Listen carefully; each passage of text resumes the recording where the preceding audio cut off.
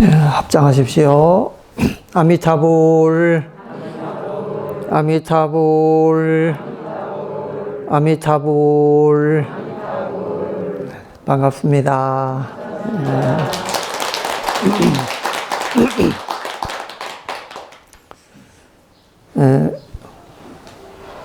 윤 4월 초파일까지 우리가 지금 기도를 하고 있죠. 부처님 오신 날 그런 한 달 동안 미리 기도를 하고 아울러서 이 코로나 퇴치를 위한 그런 기도도 함께 하고 있습니다. 그래서 오늘은 기도에 대한 말씀을 좀 드려볼까 이렇게 생각을 합니다. 우리가 종교를 가지면서 제일 중요한 것이 아마 기도하는 것이 아닐까 그런 생각이 듭니다. 그런데 어떻게 하는 것이 정말 기도를 잘 하는 것인가? 그리고 내가 지금 하는 기도가 제대로 된 기도인가? 아마 이런 것도 잘 이렇게 모르시는 분들도 있을 것 같습니다. 기도라고 하는 것이 이 가르쳐주는 스님마다 다 다르고 또 절마다 기도하는 형태가 모두 다릅니다. 그리고 어떤 절에 가보면은 관세음보살 기도를 해라. 그리고 또 어떤 절에 가면은 아미타불 기도를 하라 하고 어떤 절에는 지장보살 기도를 하라 하고 또 이제 이런 수많은 불보살님에 대한 각각의 기도를 시키는 데도 있고 심지어는 산신 기도를 하라 뭐 용왕 기도를 하라 이런 식으로 불교하고 특별하게 관계없이 민속신앙이 불교에 들어와서 이제 융합이 돼서 그런 데서 또 기도를 하라 그런 또 말씀을 하는 분이 들어 있습니다. 그리고 기도 형태도 각가지입니다. 목작에 맞춰서 정건을 하는 정건 기도가 있고 또 삼천배니 만배니 이런 절하는 기도가 있고 또 호계합장을 해서 호계합장이라는 여러분 아시죠? 무릎을 땅에 딱 붙이고 엉덩이는 바짝 들고 그렇게 하면은 무릎이 굉장히 아픕니다. 그거를 한 3분 내지 4분만 해도 다리가 달달 떨리면서 주저앉을 것 같이 고통스러운 그런 기도가 있습니다. 그걸 아비라 기도라 그러는데 옛날에 성철 스님이 그걸 많이 가르치셨죠. 그거를 또 해인사 가면 한 30분씩 그렇게 합니다. 아주 인간으로서 극한 상황까지 몰아가는 그런 기도라 이렇게 말할 수 있습니다. 그런 기도가 있는가 하면은 또 이제 뜻도 모르면서 뜻하고는 전혀 관계없이 그냥 건강경을 몇 천도 하면 좋다더라 대비주를 얼만큼 하면 좋다더라 이래가지고 그것만 계속 하는 그런 기도도 있습니다. 그렇죠. 그리고 이제 그러면은 대체 어떤 것이 제대로 된 기도냐 이렇게 또 하면은 스님들마다 또 답이 또 다 다르게 나옵니다. 이렇게 하는 게 맞는 기도다 저렇게 하는 게 맞는 기도다 신도들 입장에서는 헷갈릴 수밖에 없습니다. 그러니까 오늘 제가 여기에 대해서 아주 명확한 답을 드리고 이 말에 의지해서 보살님들이 기도를 하면은 부처님 뜻에 어긋나지 않는 좋은 기도가 될 거다.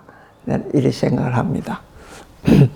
그러면 도대체 기도라는 게 대체 뭐냐? 이 기도가 시작된 거는 종교, 이 불교나 기독교나 무슨 이런 게 생기기 이전부터 이 기도라는 게 있었습니다.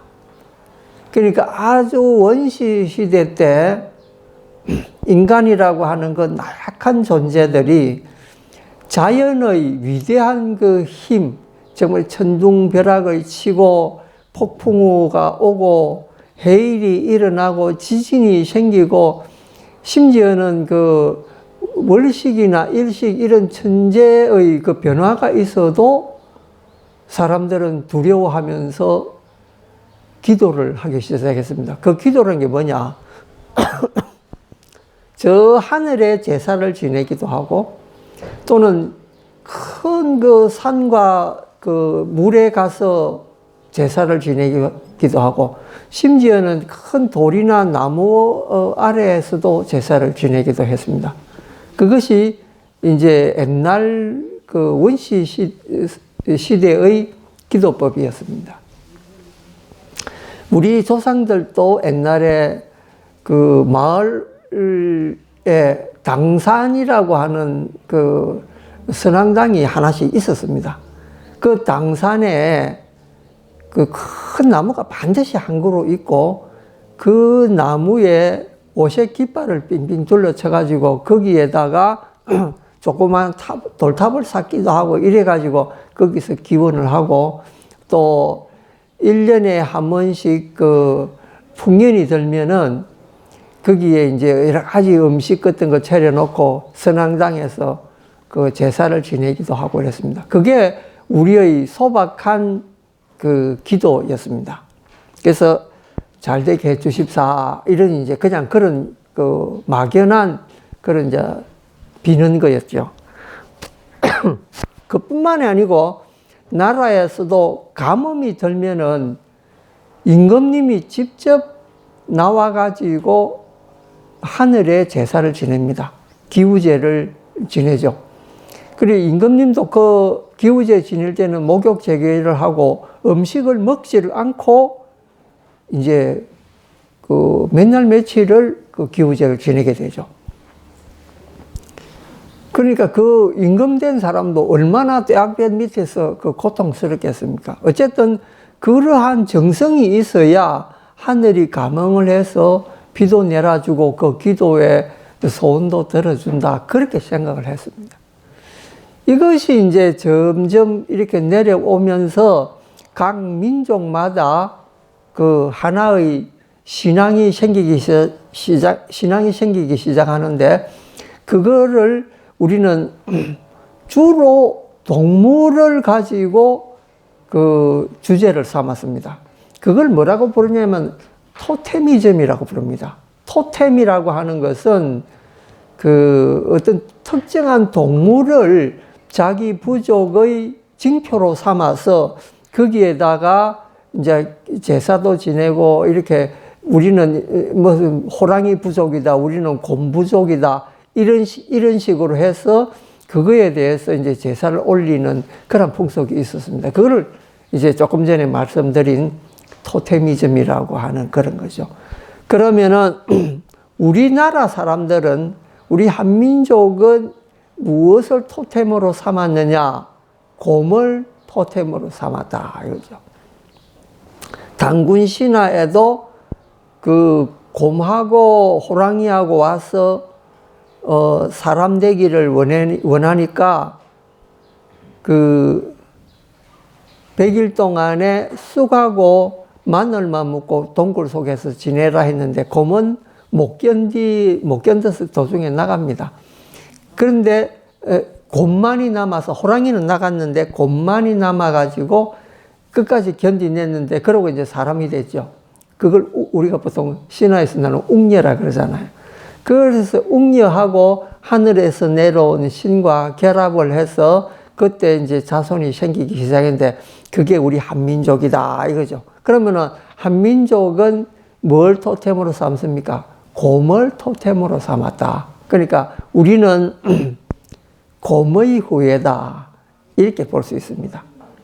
그래서 이거는 이제 그 우리가 저 위에 알타이 쪽에서 밑으로 내려온 민족이라 알타이 민족들은 곰이나 사슴을 토템으로 많이 삼았거든요.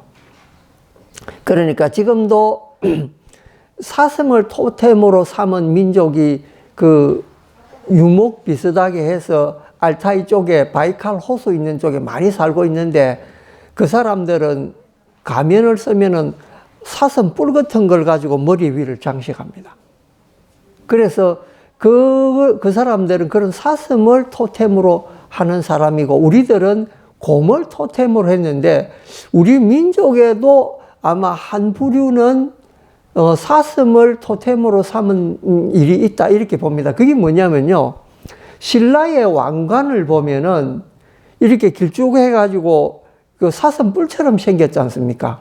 백제도 그렇고 다 이제 가야도 그렇고 사슴 뿔과 같은 그런 모양을 한 왕관을 그 지도자들이 썼거든요. 그래서 어떤 학자들은 그 왕관의 그 뾰족뾰족한 모양이 마치 그 사슴의 뿔과 같은 것을 흉내냈다. 그래서 이쪽에서는 사슴도 하나의 토템으로 삼은 일이 있다. 그렇게 이제 여기는 학자들도 있습니다. 그리고 이제 무당이라는 것도 원래는 무당이 통치자들을 무당이라 불렀습니다. 그러니까 아주 특별한 능력이 있는 사람을 왕으로 뽑았는데 그 왕이 앞날을 예견하기도 하고 또 이제 사람이 아프면 병도 치료해주고 이런 역할을 했거든. 그런데 그 사람들이 구슬할 때 뭐 하냐면은 이 사슴 모양의 뿔을 갖다가 머리에 쓰고 그래 구슬을 했습니다. 지금도 그 바이칼 호수 부근에 가면은 그 풍속이 남아 있습니다.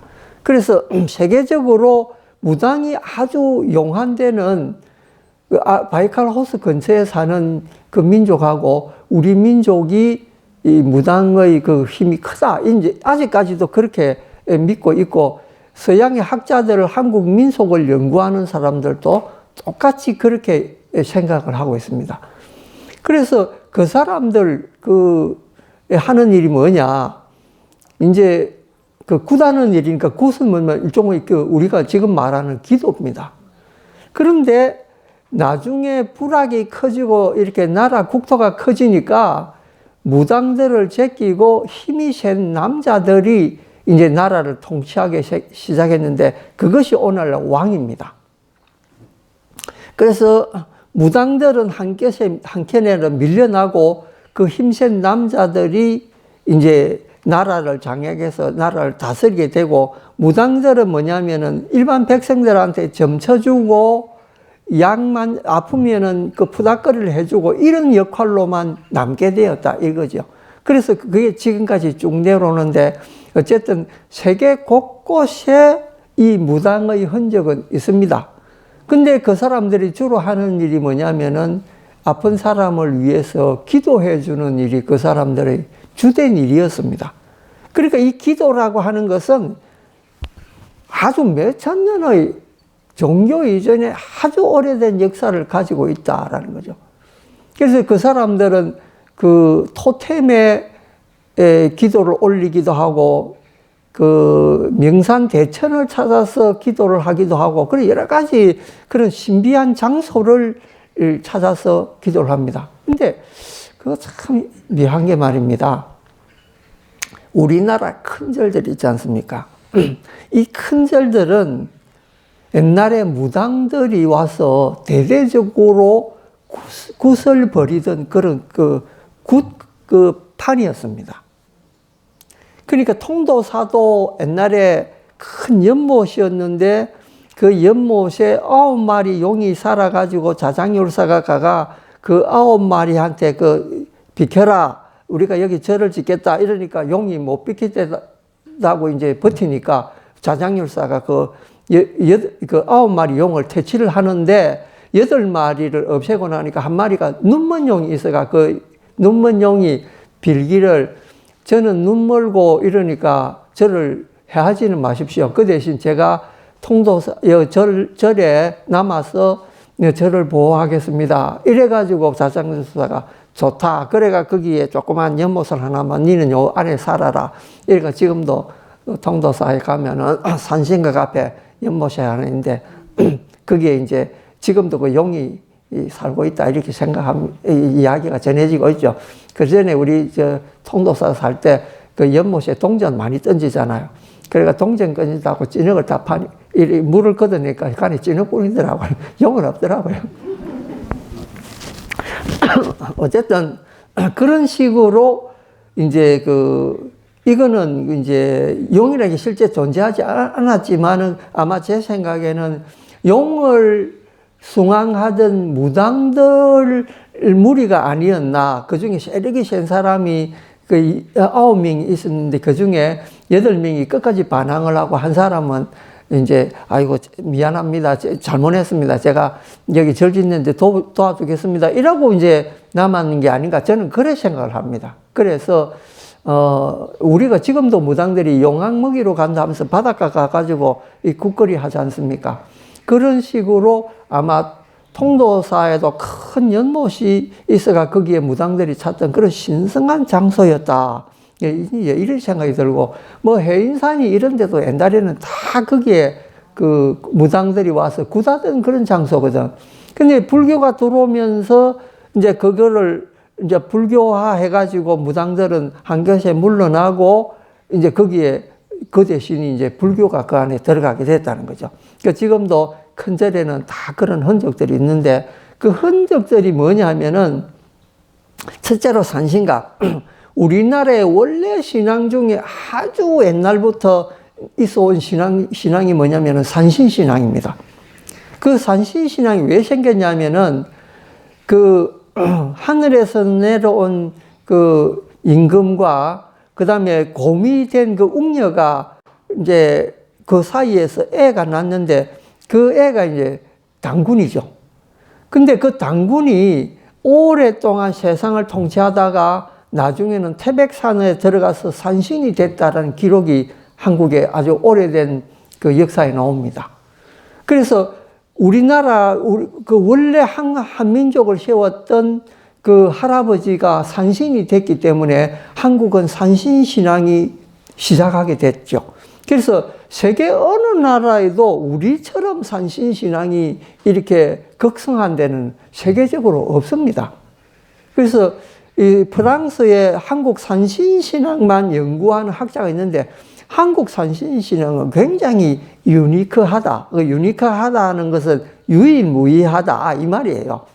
아주 독특하다. 그래서 세계적으로 산신을 신앙이 산에 조그만 정각지고 한 데도 다른 민족도 있는데 한국처럼 대대적으로 생화를 그려가지고 산신 할아버지를 그렇게 모신 데는 없다는 거죠. 그런데 이 산신, 이 생화가 미국 사람들이 딱 보니까 아주 독특하고 또 이 예술적으로도 굉장히 아름답거든요. 그래서 6.25 전쟁 끝나고 한국에 주둔해 있던 미국의 장군들이 산신 생화를 많이 사가갔습니다. 그리고 지금 미국에 있는 큰 박물관에 가보면은 한국 산신 생화가 거기 많이 있는 이유가 그 사람들 보기에는 아주 신기한 그런 신앙이에요. 그래서 한국은 산신신앙의 나라다. 이제 이렇게 봐도 과언이 아닙니다. 일본 사람들이 이제 해마다 어떤 때가 되면 맞절이라고 하는 걸 하는데 그 맞절이가 뭐냐면은 자기 동네에 모시고 있는 신을 그날 하루는 이 가마를 만들어서 막 동네에 모든 사람들이 모여가지고 그 가마를 메고 동네를 한 바퀴 돌면서 축제를 벌이는 거, 그거를 맞절이라고 불러요.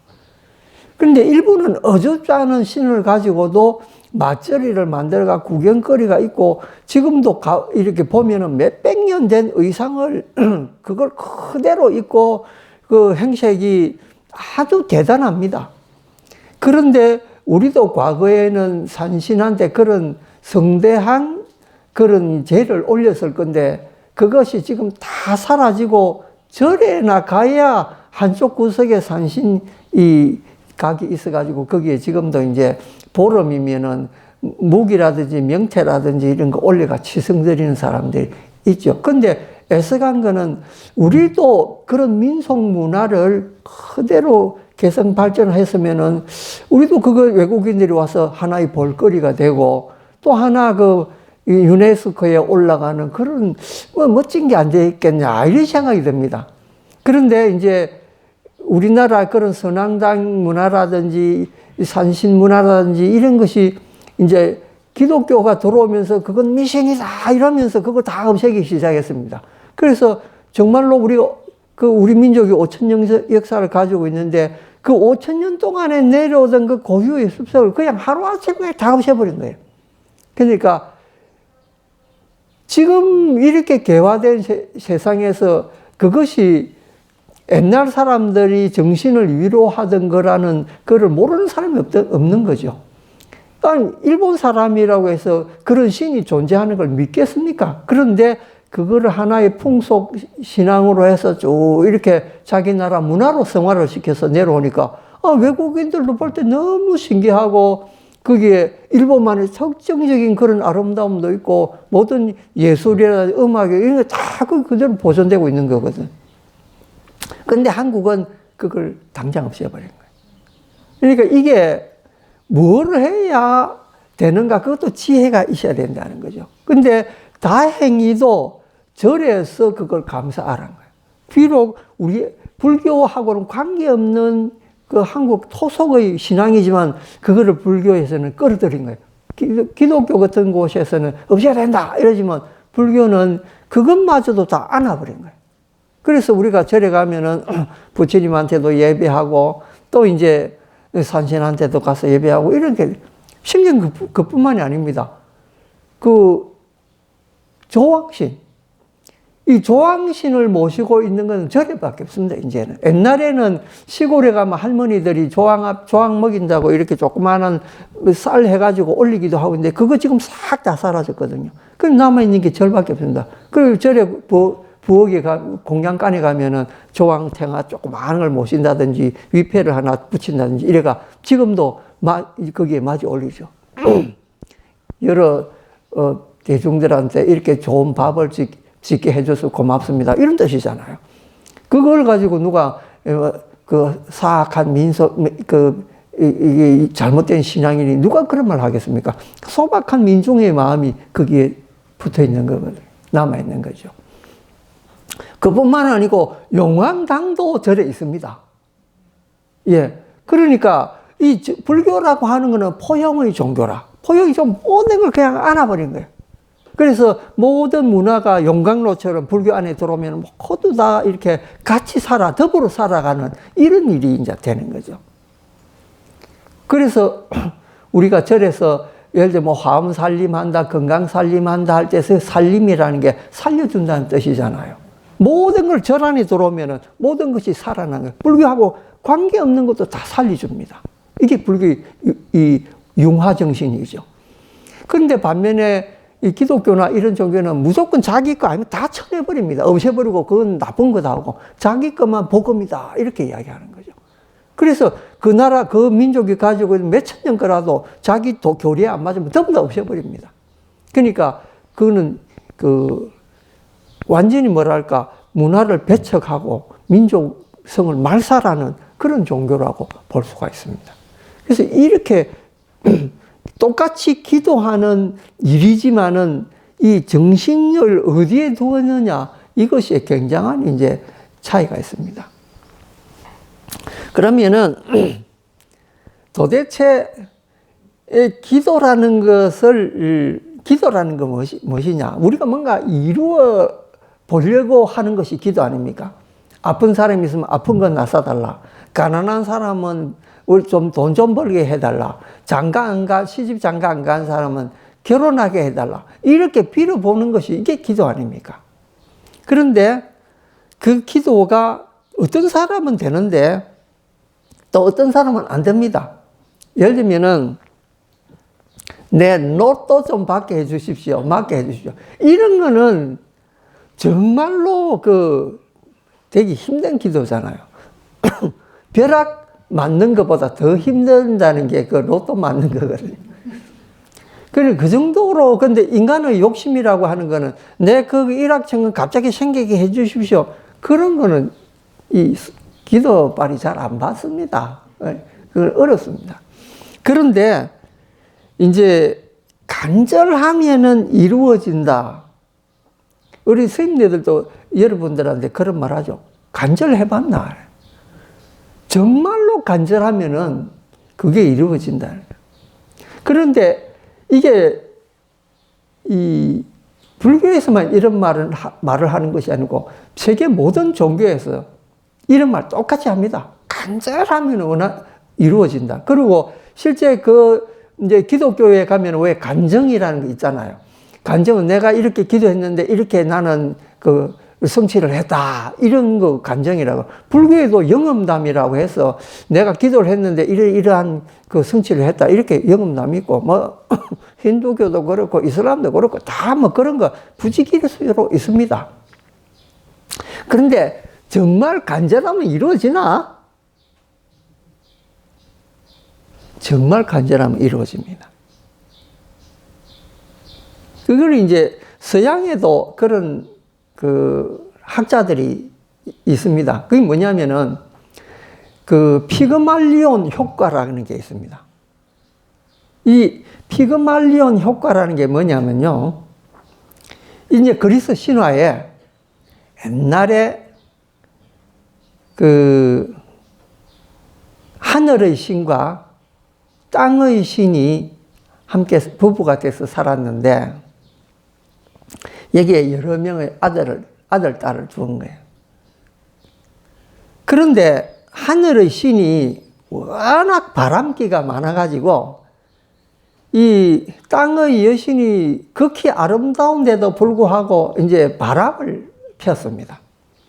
하도 바람을 피고 다니니까 땅의 여신이 막내 아들을 시킵니다. 가가지고 너가 아버지 그 시기를 잘라버려라. 너가 아버지가 워낙 힘이 좋았어. 여러 여자들하고 저렇게 바람을 피우고 다니니까 내가 못 견디겠다. 그러니까 이 작은 아들이, 막내 아들이 어머니를 사랑하는지라 어머니 말씀대로, 예, 제가 그래 하겠습니다. 아버지 자는 새에 그걸 잘라버렸어요. 잘라버리니까 얼마나 고통스럽겠습니까? 이러면서 하늘을 나르는데 거기서 피가 한 방울 뚝 떨어져가지고 바다에 거의 떨어집니다. 근데 바다에 떨어져가지고 그 피 한 방울이 사람이 된 거예요. 그 사람이 됐는데 그 사람이 누구냐면요. 그리스 말로는 아프로디테라고 부르고 영어로는 비너스라고 부릅니다. 여러분 비너스 많이 들어봤죠? 여성분들 속옷도 비너스 있잖아요.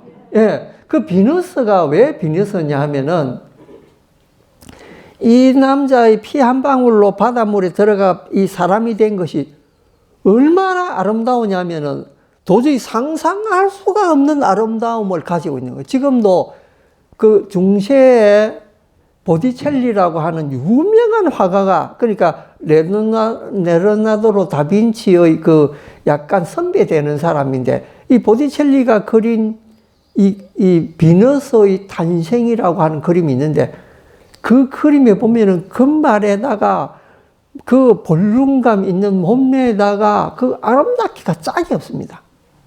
지금도 르네상스 시대의 아주 뛰어난 명화로 존중받고 있는 그게 이제 보티첼리가 그런 그림이거든요. 나중에 여러분 유튜브 이 휴대폰 한번 찾아보십시오. 보티첼리의 비너스의 탄생. 이거 딱 치면은 딱 나옵니다. 어쨌든 그 유명한 그림을 그린 거지. 근데 원래는 아프로디테 정말에서 비너스가 바다에서 그냥 탄생을 했는데 보티첼리 그림을 보면은 조개 껍데기를 이렇게 밟고 서가 있는 모습으로 되어 있습니다. 그런데 이렇게 아름다운 이 비너스가 이제 도달한 섬이 하나 있습니다. 키브로스라고 하는 그리스 이렇게 끝에 있는 이 섬인데 그 섬에 이제 비너스가 도착을 하니까 그 섬에 살고 있는 모든 사람들이 비너스를 환영을 합니다. 환영을 하면서 그 아프로디테, 정말해서 비너스를 자기네들의 신으로 이제 섬기게 됩니다. 그런데 이 비너스라는 게 아름다움의 여신의 대명사죠. 그래서 아름다움을 상징하는 신인데, 그래서 이제 그 여성들 입는 옷을 그 비너스 상품을 붙인 거예요. 아름다운 상징이다. 이 옷을 입는 사람 너희들도 아름답게 되라. 이러면서 이제 그 상표를 붙인 거거든. 그런데 또 하나 반전이 여기 있습니다. 그 비너스는 아름다움의 상징이기도 하지만은 반대로 정욕의 상징이기도 한 거예요. 그러니까 아프로디테가 가는 곳이면은 남녀 불문하고 다 욕정에 불타는 거예요. 그래서 이 온 그 섬에 온 사람들이 전부 다 불륜을 저지르게 된 거예요. 왜? 거기 와서 기도하니까 그 비너스의 아름다움도 자기네들이 추구를 하지만은 그 비너스가 가지고 있는 그 욕정의 그런 선물로도 받았거든. 그러니까 막 전 그 섬의 시민들이 다 이제 욕정에 사로잡히게 된 거예요. 그래서 그 섬에 조각가가 한 사람이 있었는데, 그 조각가가 이름이 피그말리온이라고 하는 사람이에요. 제가 아까 피그말리온 효과라는 말을 했죠. 그 이름이, 이 조각가 이름이 피그말리온이라고 해서 그 이름이 생겨난 거예요. 그리고 이 피그말리온을 보니까 온 섬에 남녀가 다 이 욕정에 불타가 있고 이래서, 아, 이 세상에는 정말 아름다우면서도 순결한 여인이 없는가? 이거를 너무나 가슴 속에 생각하면서 이제 이 사람이 조각가니까 여인을 하나 조각을 한 거예요. 조각을 떡 해놓고 나니까 자기가 조각한 거지만은 자기가 지금까지 이 살아있는 사람이나 조각 중에서 이렇게 아름다운 걸 자기 볼 수가 없는 거예요. 너무너무 아름다운 거예요. 그래서 마침내 이 조각가가 자기가 만드는 그 여자하고 사랑에 빠진 거예요. 그러니까 한낱 조각품인데도 불구하고 너무나 고결하고 순결하고 아름답게 생겨가지고 거기에 그냥 막 자기가 반해버려가지고 사랑을 하게 된 거예요. 그래서 그 조각상에다가 얼굴에 분도 발라주고 립스틱도 발라주고 머리도 빗겨주고 옷도 입혀주고 그 진짜 살아있는 사람처럼 그렇게 한 거예요. 그러면서 이 사람이 한 게 뭐냐? 비너스 그 신전에 가가지고 매일매일 기도를 합니다. 내가 조각한 조각상처럼 순결하고 아름다운 여인을 만나게 해주십시오. 그런데 그 섬에 있는 여자들은 전부 그 정욕에 불타서 그 불륜을 안 저지르는 사람이 없는데, 전혀고 뭐 남편이 있는 여인이고 관계없이 다 그렇는데 그런 여인을 어디서 구합니까? 그러니까 제발 그런 여인, 정말 순결하고 아름다운 여인 한 사람 구해주소서 간절하게 기도를 합니다. 그래서 이 소원을 듣고 있던 이 비너스 신이, 아, 저 사람 정성은 정말 지극하구나. 그래서 그 사람 소원을 들어줍니다. 어떻게 들어주느냐? 그 사람이 조각한 조각을 살아있는 사람으로 만들어준 거예요. 그러니까 이 조각가가 집에 들어오니까 갑자기 자기가 조각한 이 조각에 핏기가 돌면서 눈이 끔뻑 뜨이면서 이 살아있는 사람 말도 하고 이러는 거예요. 마침내 이 남자는 그 여인과 결혼해서 행복한 삶을 보냈다. 이게 그리스 신화에 나옵니다.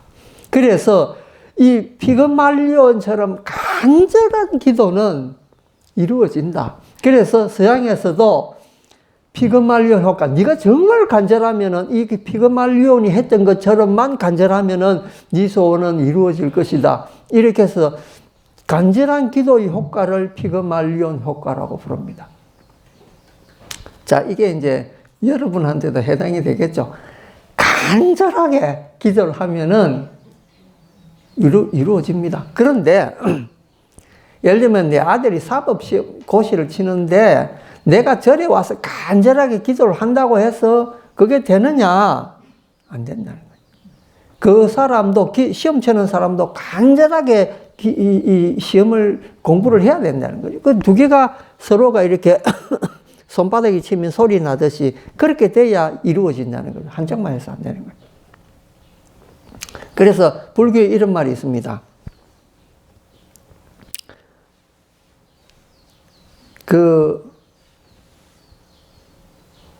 사람이 이렇게 죽었는데 사람들이 가서 이제 기도를 합니다. 좋은 곳에 나라고. 그래서 부처님께서 그런 말씀 하시죠.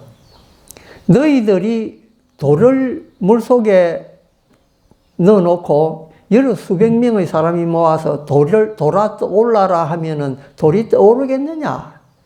그러니까 그 말을 들은 사람들이 부처님, 그 돌은 떠오르지 않습니다. 그리고 부처님 이런 말, 죽은 사람 놔놓고 좋은 데 가라고 기도하는 너희들, 이 돌에 기도하는 것과 같아. 이런 말을 합니다. 그런데, 그럼 불교식으로 보면은, 우리가 기도하는 게 자기, 예를 들면 천도제나 이거 소용없는 거냐? 그게 아닙니다. 여기서 또 반전이 있습니다. 뭐냐? 아무리 무거운 돌이라도 배 위에 놓으면 가라앉지 않습니다. 그리고 그 돌을 조그마한 정어로 차츰차츰 없애버리면 어느 때인가 그게 다 사라지고 소멸되죠. 그처럼 죄업이 아무리 중하더라도 우리가 기원해서 배를 만들어서 거기에 그 죄업을 띄운다면은 그 업장 소멸하는 기도를 늘 하고 그 망자를 위해서 우리가 공양을 베푼다면은 마치 돌이 닳아 없어지는 것처럼 어느 때 그 업을 면하게 된다. 이게 또 불교의 기도법이거든. 그래서 우리는 여기서 왜 우리가 기도를 해야 되는가? 여기서 제일 중요한 걸 발견할 수 있습니다. 그러니까 여러분, 기도를 할 때 정말 간절한 마음으로 기도를 한다면은 그 소원 이루어질 수 있습니다. 그런데 그러면은 어떻게 기도를 하는 것이 그러면 제대로 된 기도냐? 여기서 중요한 것은 어떤 기도 방식이 중요한 것은 없습니다. 그 뭐냐? 자기가 간절한 마음을 낼 수 있는 기도 방법, 이것이 중요하다는 거죠. 그런데 내 개인적인 그 기도 성취를 원하는 것보다 우리 불교 신자들은 사실은 그런 기도보다는 대중을 위한 기도를 하라. 이렇게 이제 지난번 제가 보름 법문 때도 그런 말씀을 드렸는데 그건 왜 그러냐면요. 그게 내한테 영향을 미치기 때문입니다. 지금 보시면은 우리가 이 봄 요쯤 되면은 매년마다 그 황산이 또는 그 미세먼지 이런 고통을 겪었는데 금년에는 그게 없죠. 그 왜 그런가 하면요. 중국이나 한국에서 공장을 안 돌리니까 미세먼지가 사라지게 된 거예요. 그래서 코로나가 와가지고 나쁜 점도 있지만은 이렇게 공기가 깨끗해지고 환경이 맑아졌다는 그런 점도 있습니다. 그런데 한번 보십시오. 중국 사람들이 자기네들 잘 살겠다고 이제 공장 돌리고 하니까 이웃나라까지도 이 피해가 갑니다. 근데 비단 이웃인 한국만 그런 게 아니고 본토인 자기 나라 사람들도 베이징 같은 데 앞을 볼 수 없을 정도로 미세먼지가 많은 그런 때가 많이 있습니다. 결국 자기가 잘 살려고 한 게 자기를 다치게 만든 그런 게 있습니다. 그래서 우리가 이웃을 생각하면은 우리도 모르게 우리 자신한테 좋아지는 그런 게 있습니다. 그래서 제가 늘 말씀드릴 때 기도를 할 때는 나 자신에 대한 기도보다는 남을 위해서 기도하는 것이 더 자기한테 이롭다라는 말씀을 했습니다. 예를 들면은 내 아들이 사법고시 시험을 치는데 왜 시험 치느냐? 내 아들 우리 집안 잘 먹고 잘 살고 우리 집안 이렇게라고 기도하는 것이 아니고 내 아들 정도 성품이면은 사회 정의를 구현하는 데 적합한 인물이고, 이런 사람이 판검사가 되면은 사회에 여러 가지 억울한 일을 잘 풀어줄 수 있을 것이니까 여러 사람을 위해서 내 아들이 잘 되게 해주십시오. 이런 정도로 기도는 해야 된다는 거죠.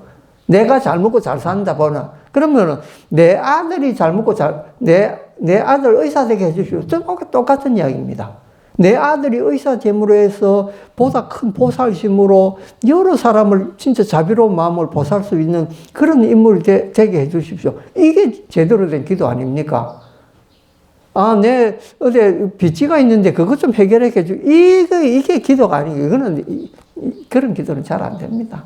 그래서 큰 마음 가지고, 여러분, 법회 끝나면 우리가 뭐 합니까? 사홍선언 하죠. 사홍서원 할 때 제일 먼저 하는 게, 중생이 끝이 없어도 다 내가 건지게 해 주십시오. 이 말 합니까?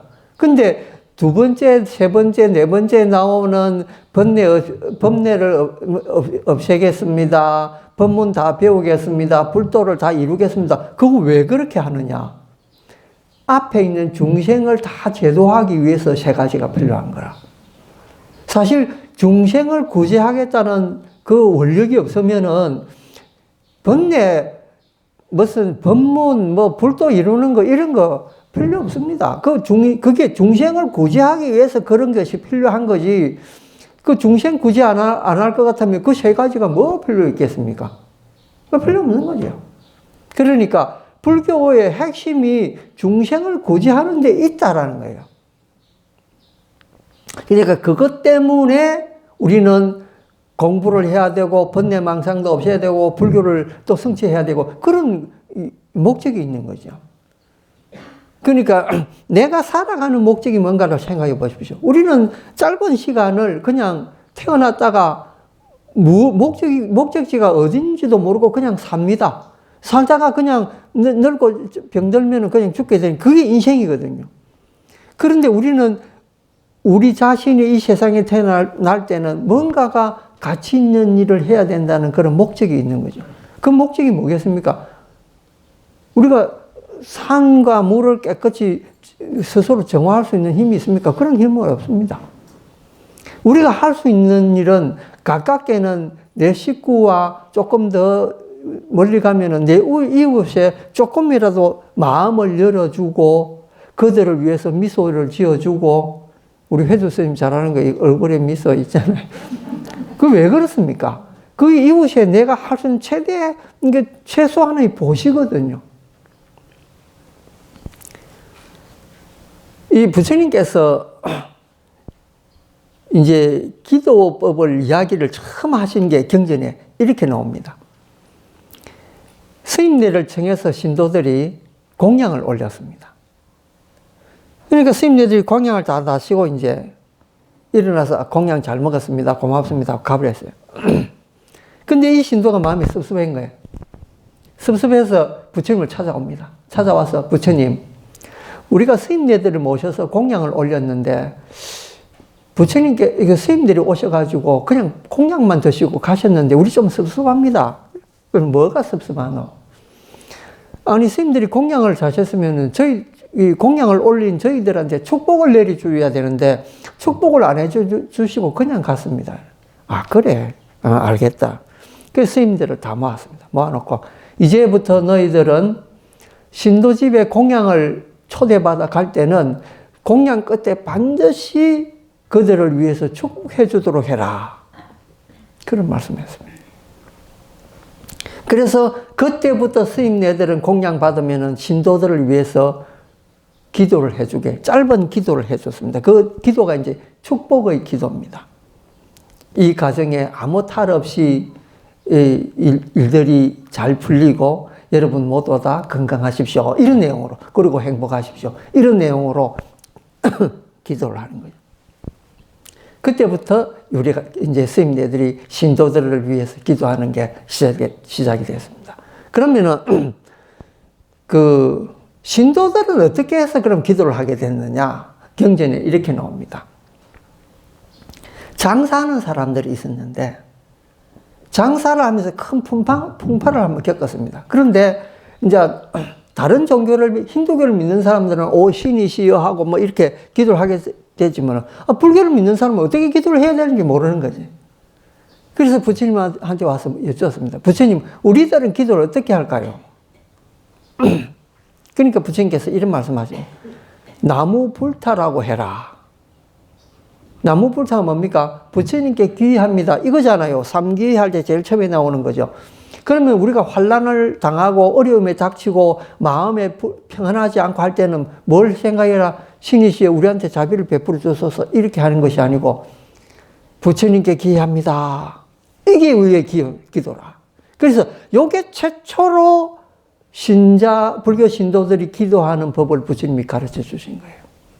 그래서 우리가 이제 우리 관음사에서는 여러분들 늘 가르치는 게 어떤 상황에 놓여져 있더라도 아미타불 염해라. 좋은 일이 있어도 아미타불 염하고 나쁜 일이 있어도 아미타불 염해라. 그래서 어떤 상황에서 놓이더라도 아미타불 염하면서 아미타불 염불이 기도가 된다. 이렇게 이제 우리는 가르칩니다. 그게 원류는 뭐냐면은 바로 이 나무 붓다라고 하는 부처님께 기합니다라는 그 말에서 이제 어원을, 근본을 찾을 수가 있습니다. 그래서 우리가 위험에 닥치고 우리의 이 행복을 빌 때 부처님께 기합니다. 요 한마디가 불교식 기도의 이 원시 형태다. 이렇게 말씀을 드릴 수가 있습니다. 근데 이런 것이 간절해질 때 우리는 이제 기도가 성취가 되죠. 그 뒤로부터 수많은 장사하는 분들이 이제 어려운 일을 당하면은 정말해서 바닷물에 배를 띄어서 장사하는 사람들은 큰 파도가 칠 때는 모두 합장을 하면서 부처님께 기도합니다. 부처님께 귀의합니다. 부처님께 기의합니다. 이러면서 그 말을 쭉 그 파도가 잠잠해질 때까지 기도를 이제 하게 되는 거예요. 그래서 그런 형식의 기도가 불교의 본래 기도법이다. 이제 그게 우리가 발전이 돼서 이제 삼천배 기도를 하고 또 이제 아비라 기도도 하고 이제 이런 기도로 발전이 된 거죠. 그런데 이 기도를 할 때 우리가 보통 절을 하죠. 절을 하는 기도는 힌두교도 하고 이슬람 사람들도 기도하고 불교인들도 절을 하면서 기도를 하는데 사실은 내 몸을 땅에 붙이는 만큼 사람이 겸손해지는 게 없습니다. 일반적으로 기도는 꿇어 앉거나 앉으면 서가지고 합장만 하든지 이렇게 두 손을 깍지를 끼든지 해서 기도를 하는데 땅에 완전히 자기 몸을 붙여가지고 기도하는 거는 우리 불교가 제일 많이 하죠. 3000배씩, 5000배씩 이래 하니까 다른 종교가 따라올 수가 없습니다. 그러는 가운데에서 우리는 겸손해지고 또 우리가 이 숭배하는 우리 부처님에 대한 존경심을 극도로 이렇게 나타내게 되는 이런 거죠. 그래서 다른 종교의 기도법하고는 비교가 안 됩니다. 그러니까 이슬람에서도 기도하면서 예배하기는 하는데 불교처럼 3000배하고 5000배 안 합니다. 그러니까 불교의 이 기도법이야말로 정말 절실하게 부처님께 다가가는 그런. 그래서 실제로 피그말리온 효과를 제대로 볼 수 있는 것도 이 불교 기도법이다 이거죠. 그래서 다른 종교의 기도법하고는 비교가 안 됩니다, 사실은 이게. 그래서 간절함이야말로 기도하는 가장 중요한 요체가 되는 거다. 그래서 이거 이상의 기도법은 없습니다. 그 다음에 제가 말씀드린 나 자신을 위한 기도가 아니고 옆에 사람을 위한 기도, 그리고 내 가족을 위한 기도라도 결국은 주변에 있는 모든 분을 행복하게 하기 위해서 그런 기도를 한다. 이렇게 생각하면은 가장 기도법으로서는 훌륭한 거라고 이렇게 생각이 듭니다. 자, 오늘 여러 가지 기도에 대한 말씀을 드렸는데 우리가 오는 윤 4월 초파일 날까지 기도를 지금 올리고 있죠. 비록 코로나의 지금 조심해야 되는 그런 가운데에서도 여러분들이 절에 오면서 적당하게 거리 띄우기 하고 또 소독도 잘 하시고, 그래서 절에 오셔서 기도하는 거 게을리 하지 마시고, 집에서도 늘 그런 기도하는 마음으로 그래 지내시면은 다른 사람이 뭔지 압니다. 집에서 가족들이 우리 어머니는 정말 그 정성으로 기도하시는 분이구나, 그렇게 알죠. 그 기도가 그냥 기도로만 끝나는 것이 아니고 이것이 행동으로 옮겨져야 됩니다. 불교는 언행일치가 돼야 되는 거죠. 그래서 불교의 마지막 그 기원이 뭡니까? 보현행원이잖아요. 그 행원이라는 말이 원력을 세운 대로 행동한다 이 뜻이거든요. 그때 나오는 원력이 뭐냐면은 기도입니다. 우리가 이렇게 되게 해 주십시오 하는 원력을 가지는 것이 그 기도잖아요. 근데 그거를 기도만 하는 것이 아니고 행동으로 옮기는 것이 바로 행원이다. 그래서 불교의 마지막은 보현행원품처럼 행동으로 기도를 옮기는 것이 그게 진정한 기도가 된다. 그러니까 이웃 잘 되게 해 주십시오라는 생각만 하는 것이 아니고 이웃을 보면은 미소를 내 몸으로 직접 이렇게 지어주고 이제 그런 그 떡이라도 한 짝 더 나눠주고 이런 게 행동으로 하는 기도다 이러죠. 그래서 마음으로 하는 기도가 행동으로도 옮기게 되고 그것이 점점 퍼져서 이웃까지도 심지어는 이제 나라까지도 모두 전념이 되는 그런 기도가 바로 이제 우리 행원의 기도법이다. 이렇게 말씀드릴 수 있습니다. 어쨌든, 초팔까지 여러분들 열심히 기도하시기 바랍니다. 감사합니다. 감사합니다.